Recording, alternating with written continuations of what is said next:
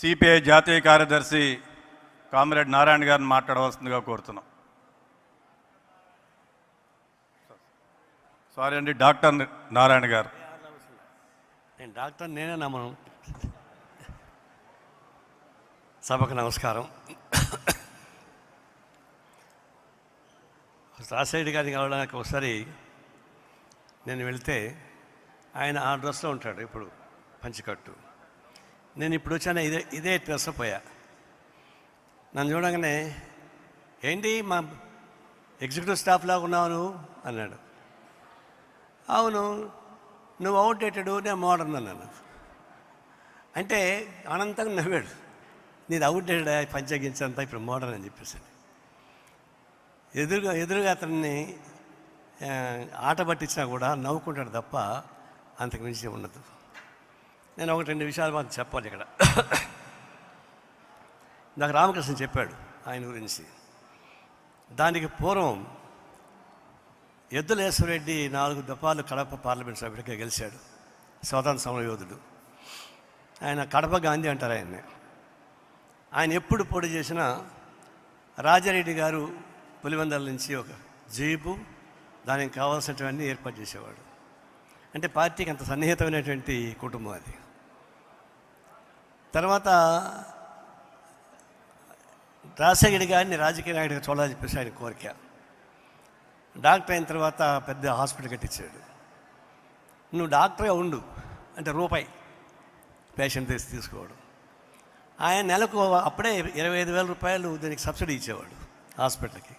నాకంటే తెలుసు అంటే రాజశేఖర్ గారికి మన కమ్యూనిస్ట్ పార్టీ నాయకులు సోమిరెడ్డి, లింగమూర్తి, వీళ్ళు ముగ్గురు ఒకే ఏజ్ గ్రూప్ వాళ్ళు. నేను పోయినప్పుడు తీసుకెళ్ళి పరిచయం చేశారు. మేమంతా ఒకే గ్రూప్ వాళ్ళు, ఏజ్ గ్రూపే. ఇప్పుడు జూలైలో పుట్టాడు, నేను డిసెంబర్లో పుట్టాను. రాజకీయాల్లో నేను, చంద్రబాబు నాయుడు, రాజశేఖర్ రెడ్డి ముగ్గురు కూడా సమకాలీకులమే ఏజ్ రీత్యా. అప్పటి నుంచి పరిచయం ఉంది. ఆయన ముఖ్యమంత్రి అయిన తర్వాత విశాలాంధ్రకు సంబంధించిన మేము అడిగితే ఆయన చెప్పేది ఏంటంటే, నేను ఫస్ట్ చదివిందే విశాలాంధ్ర తర్వాత మిగతా చదివాను నేను. అంటే కమ్యూనిస్ట్ పార్టీ అంటే నాకు అంత భక్తి విశ్వాసం చెప్పేసి అని చెప్పుకున్నాడు. చెప్పడం కాదు, ఆచరణలు నిరూపించాడు కూడా. దీంతో పాటు చెప్పాల్సిందంటే మీకు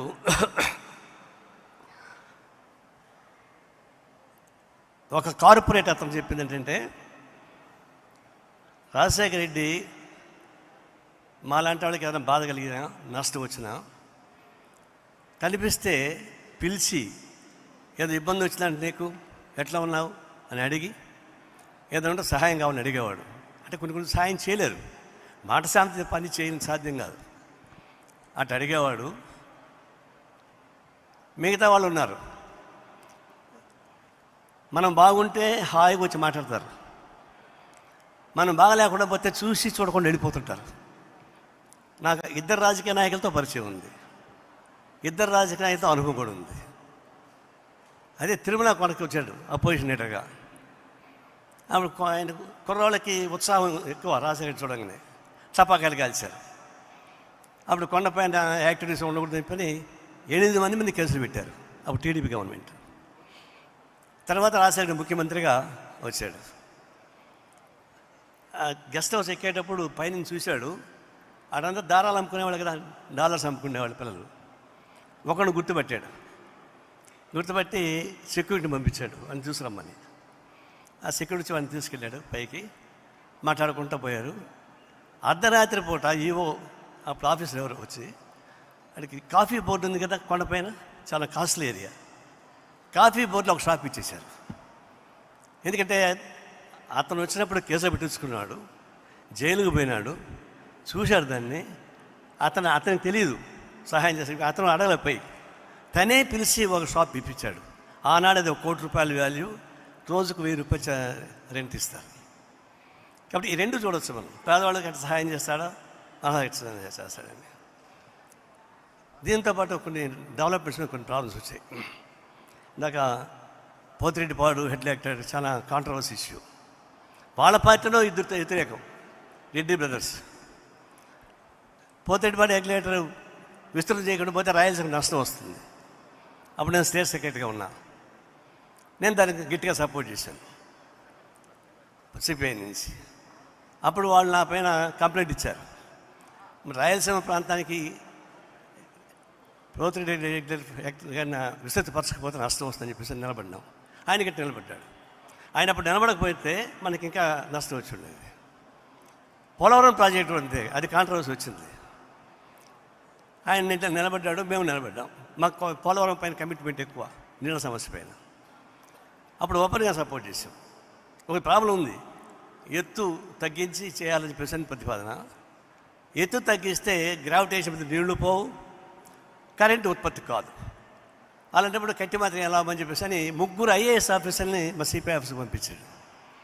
అందులో ఒక అతను ఇప్పుడు జమ్మూ కాశ్మీర్లో ఉన్నాడు, సతీష్ చంద్ర అనుకుంటా, జమ్మూ కాశ్మీర్ సర్వీస్ కమిషన్ ఉన్నాడు. వాళ్ళు వచ్చి ఎక్స్ప్లెయిన్ చేశారు. అప్పుడు ఏమనంటే, మేము తగ్గించి కట్టుకోమని చెప్తుంటామయా, మీరు కట్టేసుకోండి అని చెప్పి. ఇంకేం చేయాలా?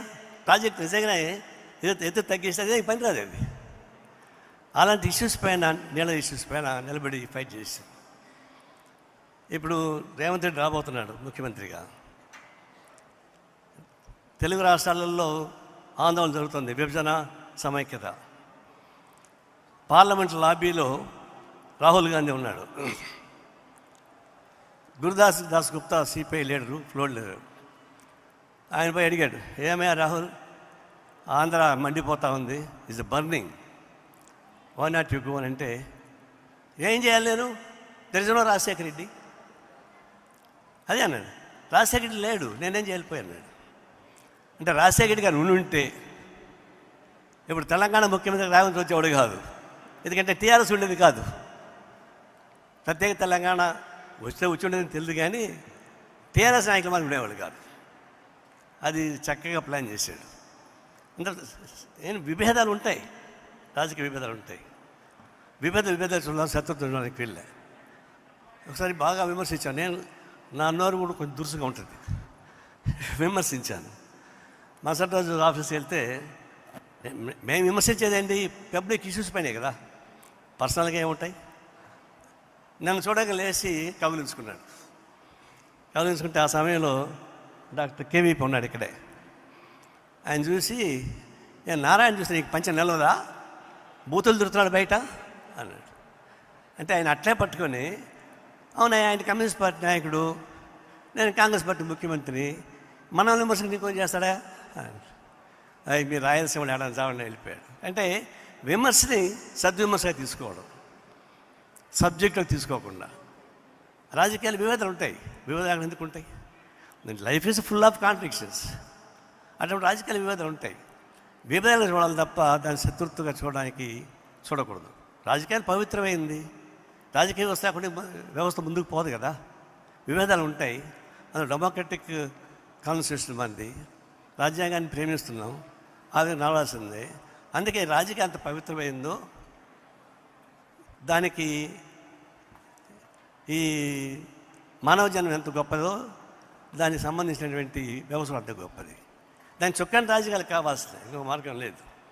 ఆయన నమ్మింది కాంగ్రెస్ పార్టీని, మేము నమ్మింది కమ్యూనిస్ట్ పార్టీని, తప్పేం లేదు. కానీ ఇప్పుడేమవుతుంది, ఇప్పుడు ఎక్కడికి పోతే టీవీ వాళ్ళు జర్నలిస్టులు వస్తే, అయ్యా నువ్వు ఏ టీవీలో ఉన్నావు, ఈ టీవీలో ఉన్నావా, ఏబిఎన్లో ఉన్నావా, టీవీ5 ఉన్నావు అడుగుతారు. ఎందుకంటే వాళ్ళు బయటూరు కోసం మారుతూ ఉంటారు. కానీ ఇప్పుడు వస్తే రాజకీయ నాయకులు కూడా మీరు ఏ పార్టీలో ఉండాలని అడగాల్సిన పరిస్థితి ఏర్పడిపోయింది. ఉండరు, పొద్దున ఒక రాజకీయ పార్టీలో ఉంటారు, మధ్యాహ్నం ఒక పార్టీలో ఉంటారు, సాయంత్రం ఒక పార్టీలో ఉంటారు. అంటే రాజకీయ వ్యవస్థ క్షీణించిపోయిందంటే రాజకీయ పార్టీ నాయకులు కూడా బెల్ల పెట్టుకొని తిరగాల్సి వస్తుంది, గుర్తింపు బిళ్ళ. ఎంత దిగజారిపోయింది, అది చాలా బాధ వేస్తుంది. ఇట్లా దిగజారిపోయిన రాజకీయ వ్యవస్థను బాగుపరచాలంటే ఫైట్ చేయాల్సింది, ఇంకో మార్గం లేదు. రాజశేఖర్ చూపించాడు కదా, ఆయనకి ఎన్ని కష్టాలు వచ్చాయో తెలుసా? శర్మిలమ్మకి అన్ని కష్టాలు ఇంకా రాలే. ఏదైనా కష్టాలు వస్తానికి వాళ్ళ పార్టీ నుంచే వస్తాయి.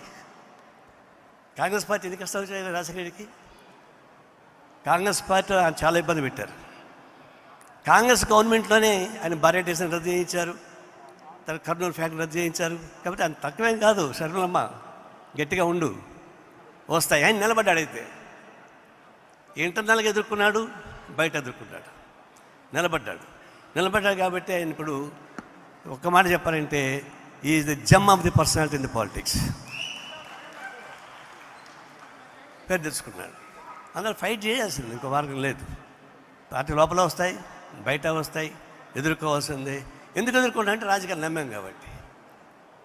రాజకీయాల్ని హ్యాపీగా తీసుకోవడం లేదు.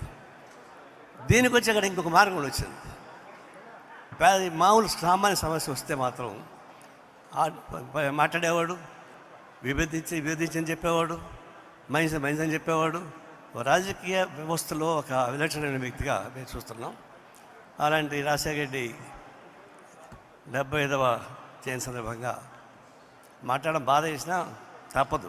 పుట్టుడు గిట్టుడు కొరే కదా, ఇంకా మార్గం లేదు. అయితే ఈ ఆంధ్ర రాష్ట్రాన్ని బాగు చేయడానికి శరణం వచ్చింది.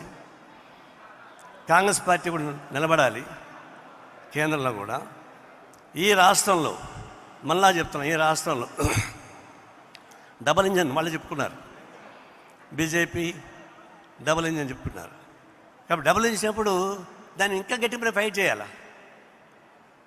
చంద్రబాబు నాయుడు మళ్ళీ రాజకీయాలు బయటకు వస్తాడేమో, బీజేపీ బయటకు వస్తాడేమో అని అక్కర్లే. ఈ రాష్ట్రాన్ని అన్యాయం చేసిన ఒక చంద్రబాబు నాయుడే 2 మాటలు బీజేపీ తెప్పించాడు వీడికి, ప్రమాదకరం రాజకీయ పార్టీని. అందుకే ఇప్పటి నుంచి మేము సవాళ్ళు చెప్తున్నా, మీరు నిలబడండి, కమ్యూనిస్ట్గా మేము నిలబడతాం. ఇప్పటి నుంచి కలిసి సమస్యలపైన రాజకీయాలపైన కలిసి పోరాటం సాగిద్దాం, ఆంధ్ర రాష్ట్ర రాజకీయాలు మారుద్దాం అని చెప్పేసి హామీ ఇస్తా సెలవు తీసుకుంటాం.